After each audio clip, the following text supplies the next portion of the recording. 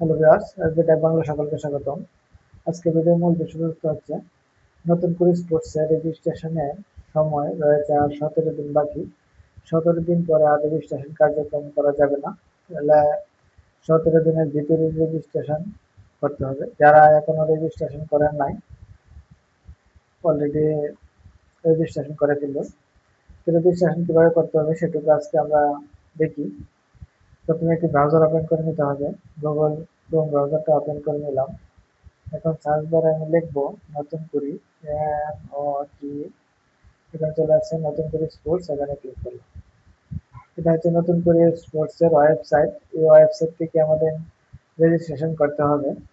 এখানে রয়েছে হোম, পরিচিতি, ইভেন্ট সমূহ, কি কি ইভেন্ট রয়েছে, কয়টা ইভেন্ট রয়েছে এখান থেকে জানা যাবে।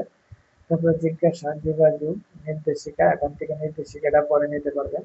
খেলার সময়সূচিটা এখান থেকে জানতে পারবেন। আবেদনের অবস্থা, নিবন্ধন করার পর বা রেজিস্ট্রেশন করার পরে এখান থেকে জানতে পারবেন আপনার আবেদনের অবস্থাটা কি পর্যায়ে আছে। তারপর এখান থেকে সার্টিফিকেট সংগ্রহ করতে পারবেন। এখানে নতুন করে স্পোর্টস 2026 তৃণমূলের প্রতিভা থেকে আগামী চ্যাম্পিয়ন, তৃণমূল পর্যায়ে 10 থেকে 14 বছর বয়সী শিশু কিশোরদের সুপ্ত ক্রীড়া প্রতিভা অন্বেষণ করছি এবং রাষ্ট্রীয়ভাবে তাদের বিকাশের জন্য এক টেকসই প্ল্যাটফর্ম তৈরি করছি। শুধুমাত্র দাবার ক্ষেত্রে 8 থেকে 14 বছর বয়সীরাও অংশ নিতে পারবে। তাহলে আজকে আমরা দেখি নিবন্ধন অথবা রেজিস্ট্রেশনটা কিভাবে করতে হয়। যেখানে নিবন্ধন করুন এখানে ক্লিক করতে হবে। এখানে ক্লিক করার পরে এখানে বলছে রেজিস্ট্রেশনের আগে পরে নিতে অংশগ্রহণের সময়সীমা, বয়স সীমা, সকল ইভেন্ট বালক ও বালিকা, 10 থেকে 14 বছর বয়সী ছাত্রছাত্রী, 10 থেকে 14 বছরের ভিতরে ছাত্রছাত্রী হতে হবে। জন্ম তারিখ 1 সেপ্টেম্বর 2012 থেকে 31 আগস্ট 2016 এর মধ্যে হতে হবে। শুধুমাত্র দাবা ইভেন্ট 8 থেকে 14 বছর বয়সী ছাত্রছাত্রী। শুধু দাবা ইভেন্টের ক্ষেত্রে 8 বছর থেকে খেলতে পারবে, 8 থেকে 14 বছর বয়সী। জন্ম তারিখ 1 সেপ্টেম্বর 2012 থেকে 31 আগস্ট 2018 এর মধ্যে হতে হবে। আবেদনের জন্য প্রয়োজনীয় কাগজপত্র, এখানে সকল আবেদনকারীর জন্য কমন অনলাইন ভেরিফাইড জন্ম নিবন্ধন সনদ, শিক্ষা প্রতিষ্ঠান প্রদানের প্রত্যয়নপত্র, ছবি তোলা পাসপোর্ট সাইজের রঙিন ছবি। তারপরে মাধ্যমিক স্কুলের ক্ষেত্রে ষষ্ঠ বা অষ্টম শ্রেণীর শিক্ষার্থীর জন্য অতিরিক্ত লাগবে ষষ্ঠ বা অষ্টম শ্রেণীর ভর্তি রেজিস্ট্রেশন কার্ড। ভর্তি রেজিস্ট্রেশন কার্ড বলতে ভর্তি হওয়ার সময় যে ফর্মটা পূরণ করা হয় সেই ফর্মটা দিলেও চলবে, স্ক্যান করে, যদি রেজিস্ট্রেশন কার্ড না থাকে। স্কুলের প্রধান শিক্ষক কর্তৃক বর্তমান শ্রেণীর সত্যায়িত স্টুডেন্ট লিস্টের কপি, এটা স্টুডেন্ট লিস্টের কপিটা বানিয়ে নিতে হবে।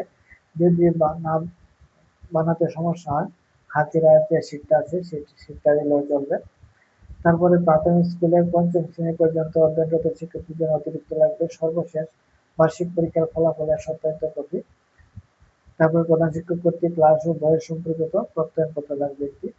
রেজিস্ট্রেশনের সময় 1 জুলাই থেকে শুরু হয়ে গেছে, 31 আগস্ট পর্যন্ত চলবে, আর মাত্র 17 দিন বাকি। এখন বুঝেছি, এগিয়ে যান। কিভাবে নিবন্ধনটা করতে হবে, ফর্মটা পূরণ করতে হবে সেটুকু দেখি। এগিয়ে যান, এখানে ক্লিক করে দিলাম। নতুন কিছু 2027 অনলাইন ফর্ম নির্দেশিকা, এটাও দেখে নিতে পারেন।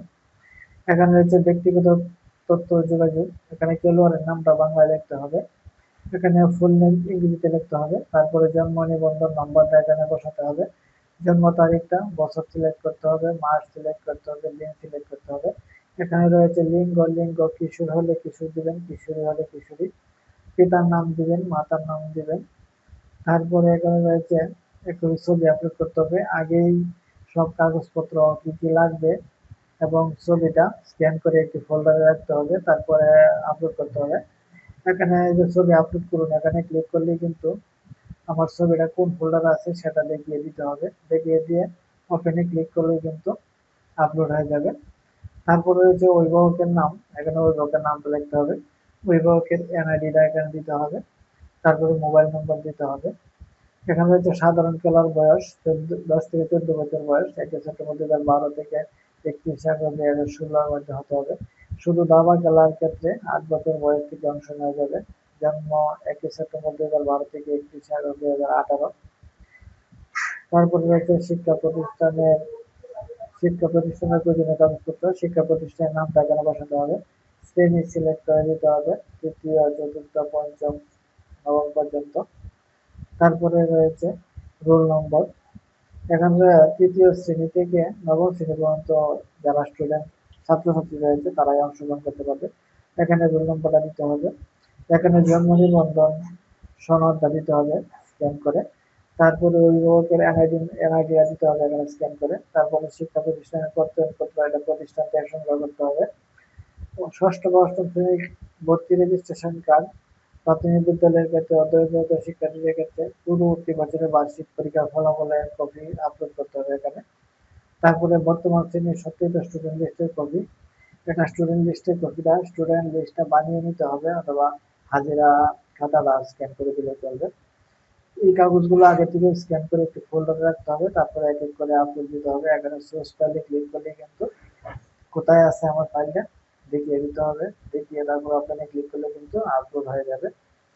তারপরে রয়েছে এখানে স্থায়ী ঠিকানা, এখানে বিভাগ সিলেক্ট করতে হবে, জেলা সিলেক্ট করতে হবে, উপজেলা সিলেক্ট করতে হবে, ইউনিয়ন সিলেক্ট করতে হবে।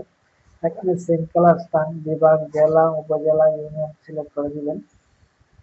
তারপরে রয়েছে ক্রীড়া ইভেন্ট নির্বাচন, ইভেন্ট দুইটা রয়েছে এখানে, ইভেন্ট এক এবং দুই, একটাতেও অংশগ্রহণ করা যাবে। এখানে যদি আমি ফুটবল দিই, এখানে আবার আরেকটি খেলা দেওয়া যাবে, ক্রিকেট, ক্রিকেট দিতে পারবো, যে না দিলেও সমস্যা নেই। এখন দুইটা ইভেন্টে কিন্তু অংশগ্রহণ করা যাবে।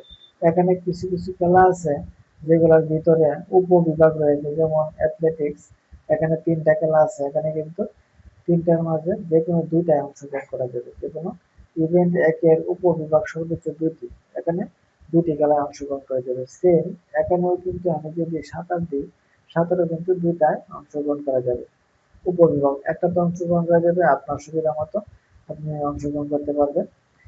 এখানে দুইটা খেলা সিলেক্ট করে, এখানে যদি আমি দাবা দিই, দাবা শুধু একটাই, এখানে যদি আমি ব্যাডমিন্টন দিই, ব্যাডমিন্টন দুইটাতে অংশগ্রহণ করা যাবে। আবার যদি আমি ভলিবল দিই একটা, এখানে একটা এখানে একটা, যদি এগুলো আমাদের উপবিভাগ থাকতো তাহলে একাধিকে কিন্তু অংশগ্রহণ করা যেত। তাহলে আপনার যদি এখানে সাঁতার দেন, সাঁতার দুইটাতে অংশগ্রহণ করতে পারবেন। এখানে যদি আপনি অ্যাথলেটিক্স দেন, দুইটাতে অংশগ্রহণ করতে পারবেন। অথবা ফুটবল এবং ক্রিকেট দিলে কিন্তু একটাতে অংশগ্রহণ করা যাবে। তাহলে এটুকু করার পরে সবটুকু ভালোভাবে দেখবেন। এখানে একটু বলে রাখি, অনেকে আমাকে মেসেজ করছে যে পরীক্ষা পড়ালেখা করে না, অংশগ্রহণ করা যাবে কিনা। এখানে বলাই হয়েছে তৃতীয় শ্রেণী থেকে নবম শ্রেণী পর্যন্ত যারা শিক্ষা